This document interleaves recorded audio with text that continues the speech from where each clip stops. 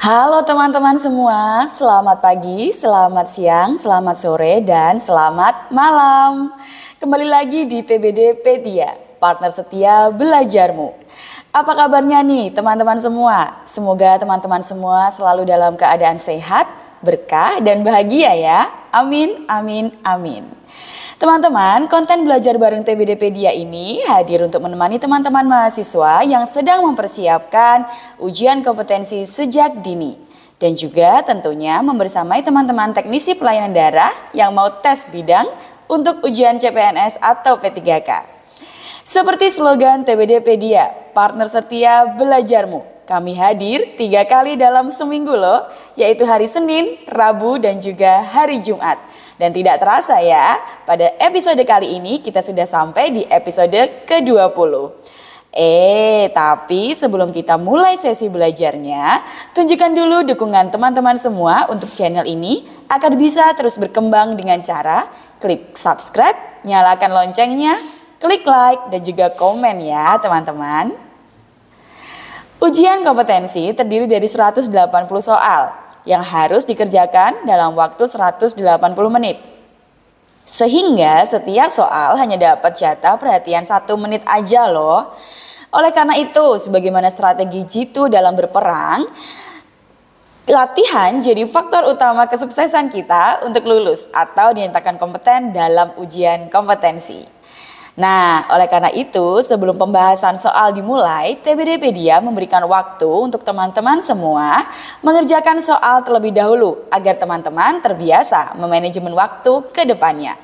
Nah, tanpa berlama-lama lagi ya, stop bengong-bengong, siapkan diri teman-teman dan kerjakan soal-soal berikut.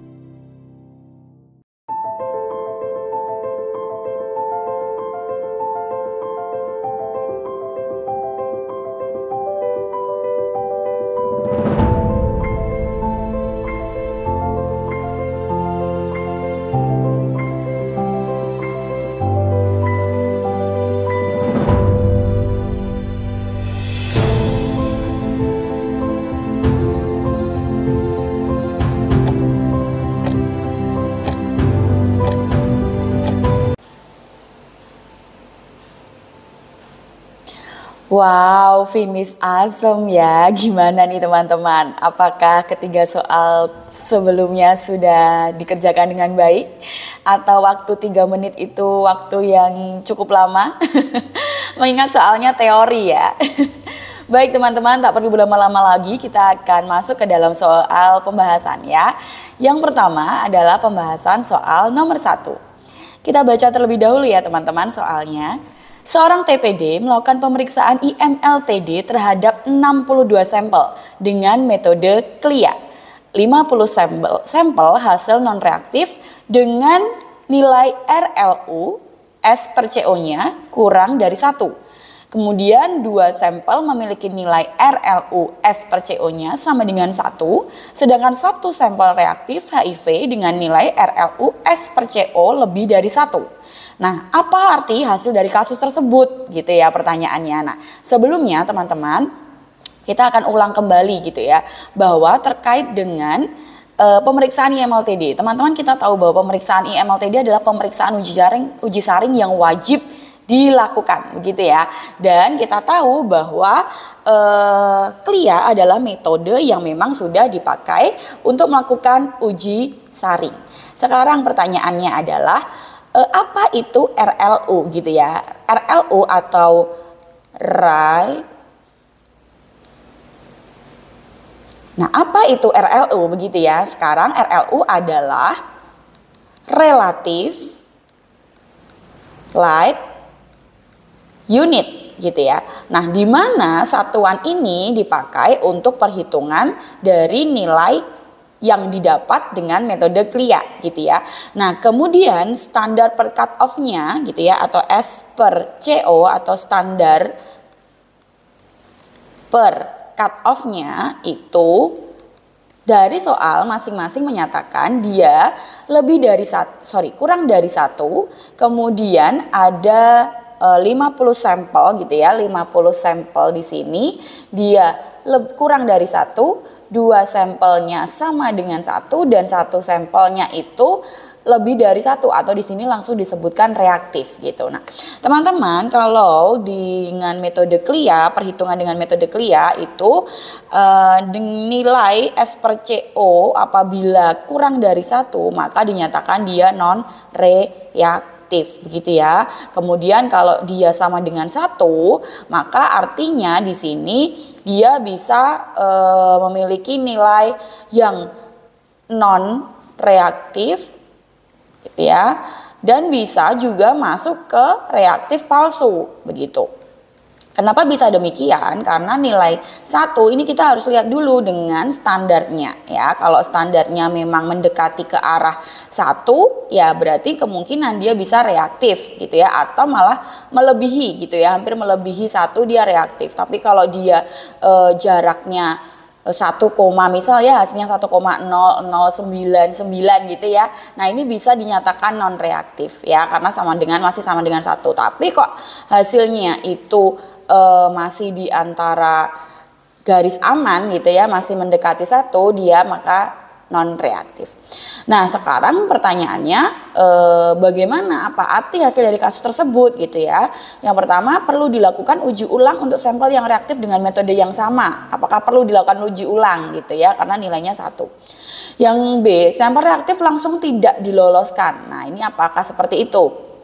Kemudian yang C, sampel dengan nilai sama dengan 1 tidak diloloskan. Nah, sampel sama dengan 1 tidak diloloskan, ini berarti belum tepat ya. Lalu yang D, perlu dilakukan konfirmasi kantong darah untuk sampel reaktif. Apakah perlu gitu ya. Kemudian yang E, perlu diuji ulang sampel dengan nilai sama dengan 1 dan yang reaktif. Nah, pada dasarnya kalau yang sama dengan 1 atau reaktif palsu itu tidak perlu diuji ulang ya teman-teman, karena tadi saya katakan hasilnya bisa non reaktif, bisa reaktif palsu begitu. Oke, nah kemudian jawabannya apa teman-teman yang tepat gitu ya. Dari A, B, C, D kita mau seleksi dulu nih ya, yang ada sama dengan satunya kita coret. Oke, ini berarti C dan E salah gitu ya. Kemudian konfirmasi kantong darah sepertinya juga tidak perlu dilakukan untuk uji saring IMLTD. Kemudian yang A atau B, nah ini pertanyaannya. Yang A, apakah perlu dilakukan uji ulang gitu ya untuk sampel yang reaktif dengan metode yang sama atau sampel reaktif langsung tidak diloloskan. Kita lihat dulu soalnya teman-teman. Kembali lagi bahwa soal UKOM itu adalah soal yang menjebak gitu ya. Jadi belum tentu A bisa benar gitu ya, atau mungkin belum tentu B bisa benar begitu ya. Jadi kita harus hati-hati. Satu sampel reaktif HIV ya nilainya lebih dari 1, dikatakan di sini sudah dikatakan reaktif gitu ya. Jadi udah nggak ada reaktif palsu, nggak ada yang perlu diulang gitu. Sehingga kalau dilihat dari kunci jawabannya gitu ya, atau dilihat dari jawaban yang ada, yang paling tepat gitu ya, arti hasil dari kasus tersebut ya yang reaktif atau yang reaktif HIV itu harus segera atau tidak diloloskan atau malah dimusnahkan. Begitu ya. Jadi jawabannya untuk soal nomor 1 adalah D. Semoga teman-teman bisa memahami. Baik teman-teman, sekarang kita masuk ke pembahasan soal nomor 2 ya. Kita baca dulu soalnya. Seorang TPD yang bertugas di bagian uji saring IMLTD bertanggung jawab mengeluarkan kantong darah jika hasil pemeriksaan IMLTD-nya non-reaktif gitu ya. Namun suatu hari TPD mendapatkan sampel pendonor darah yang hasilnya repeatedly reaktif atau RR. Nah, apa yang akan TPD tersebut lakukan selanjutnya gitu ya. Nah, kalimat di sini mengeluarkan kantong darah itu berarti bukan memusnahkan ya teman-teman, tapi di sini kantong darah memiliki kesempatan gitu ya untuk bisa ditransfusikan. Nah, pertanyaannya seperti ini, apa yang akan TPD tersebut lakukan selanjutnya? Kemudian kita baca dulu pilihan-pilihan jawabannya. Yang A, hasil harus langsung dimusnahkan. Kemudian yang B, hasil RR harus segera dipisahkan dan dimusnahkan. Lalu C, hasil tersebut harus segera dipisahkan. Kemudian yang D, hasil harus diuji ulang. Dan yang E, hasil tidak dapat diloloskan. Nah teman-teman, seperti pembahasan soal nomor 1, saya sampaikan bahwa soal UKOM itu seperti soal yang menjebak gitu ya. Ternyata tidak hanya soalnya saja yang menjebak, tapi juga termasuk jawaban-jawabannya ya. Kita lihat kalau dari A sampai E ini jawabannya itu hampir sama semua loh teman-teman ya. Intinya adalah dipisahkan, dimusnahkan gitu kan. Nah, sekarang kita masuk ke RR gitu ya, atau repeatedly reaktif ya. Yang namanya repeatedly reaktif itu adalah reaktif yang sudah terjadi gitu ya, berulang gitu ya, karena repeat gitu ya, berulang dia. Berarti seharusnya gitu ya, kalau udah reaktif berulang ya tidak diloloskan gitu kan, tidak diloloskan. Nah kemudian nih kalau kita lihat gitu ya, apa yang harus TPD tersebut lakukan selanjutnya gitu ya, hasil langsung dimusnahkan. Apakah langsung hasil harus dimusnahkan? Di sini adalah katakannya hasil ya. Hasil itu berarti semua kantong darah. Apakah semua kantong darah akan dimusnahkan gitu kan? Enggak ya. Nah kita harus cek juga di pilihan yang B, hasil RR harus segera dipisahkan dan dimusnahkan. Nah ini dia langsung nyebut ke RR-nya seperti yang di soal. Kemudian yang C, hasil tersebut harus segera dipisahkan. Hasil yang mana gitu ya pertanyaannya ya. Lalu yang D berarti yang A ini juga kurang tepat, yang C juga kurang tepat. Hasil harus diuji ulang yang D. Yang mana yang diuji ulang? Apakah semuanya ataukah hanya RR gitu kan? Lalu yang E, hasil tidak dapat diloloskan. Yang mana juga gitu kan? Nah, kita harus lebih teliti lagi begitu ya, melihat soal kasusnya dan juga melihat pilihan-pilihan jawabannya. Gitu teman-teman. Nah, kalau dilihat dari seperti ini, untuk soal nomor 2 berarti jawabannya B. Betul, karena dia langsung fokus untuk mengambil hasil RR-nya supaya segera dipisahkan dan juga dimusnahkan. Demikian ya teman-teman untuk pembahasan soal nomor 2. Oke teman-teman, sekarang kita masuk ke pembahasan soal nomor 3. Kita baca dulu ya untuk soalnya. Seorang TPD bertanggung jawab melakukan pemeriksaan uji saring IMLTD dengan metode NAT. Penggunaan NAT untuk deteksi DNA pada donor darah atau darah donor ditujukan untuk memperpendek window period suatu infeksi.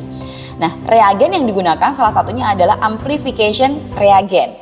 Pertanyaannya, apa fungsi dari reagen tersebut? Ya, ini pertanyaan.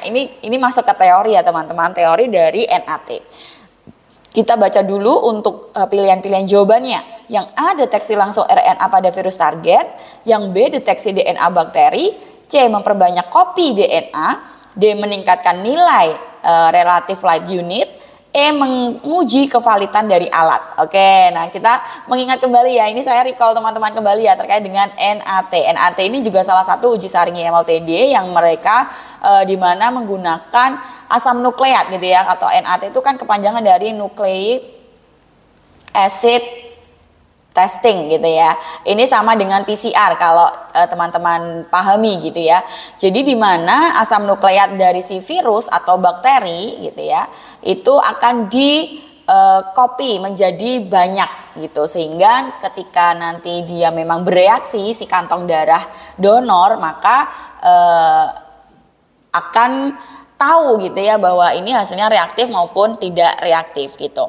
Nah, tujuan dari NAT sendiri selain spesifitas dan sensitivitasnya tinggi dibandingkan CLIA maupun ELISA gitu ya, dia juga mampu untuk memperpendek window period, sehingga harapannya dengan menggunakan NAT ini kita semakin tahu bahwa seperti screening awal gitu ya, bahwa darah donor ini baik untuk ditransfusikan maupun tidak gitu. Nah, salah satu reagen yang digunakan adalah amplification. Nah, teman-teman perlu digarisbawahi, amplification itu artinya perbanyakan ya.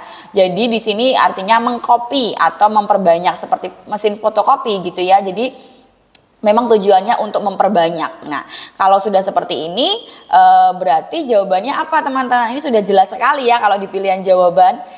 Betul, jawabannya adalah C ya teman-teman. Jadi di sini memang untuk memperbanyak kopi DNA dari si virus atau bakteri target gitu ya. Meskipun kita tahu bahwa dengan NAT itu pemeriksaan sifilis belum ada ya, masih menggunakan virus-virusnya saja seperti HIV, HBsAg dan HCV. Namun dengan kecanggihan yang lain, ada beberapa orang yang sudah menggunakan pemeriksaan bakteri sebagai salah satu bagian dari penelitiannya gitu ya. Tapi kalau memang untuk pengujian di UTD PMI itu belum ya, sifilis itu belum masuk untuk pengujian NAT. Demikian teman-teman ya, semoga bisa menjadi penjelasan untuk episode ke-20 kali ini dari 3 soal yang sudah kami berikan. Apakah teman-teman menjawab dengan benar? Semoga jawabannya juga sudah sesuai dan bisa memperbanyak materi-materi soal-soal yang boleh menjadi bagian dari ujian kompetensi begitu ya, dan teman-teman terbiasa untuk manajemen waktu, itu tujuan dari TBDpedia. Oke teman-teman, demikian tadi pembahasan ketiga soal yang sudah kami berikan di episode kali ini. Bagaimana untuk 3 soalnya? Apakah sampai episode 20 ini teman-teman sudah mengerjakan soal keseluruhan dengan benar? Baik teman-teman, semoga channel kami ini bisa membantu teman-teman, dan tujuan dari channel ini juga sebagai slogan kami, partner setia belajarmu, ingin sekali mendampingi teman-teman untuk mempersiapkan diri teman-teman sejak dini dalam proses persiapan ujian kompetensi. Baik teman-teman, sampai jumpa lagi ya di episode-episode berikutnya. Kiranya teman-teman semua dalam keadaan sehat dan senantiasa berkah ya. Jangan lupa untuk terus dukung channel kami dengan cara klik subscribe, like, komen, dan share ya. Sampai jumpa lagi. Bye.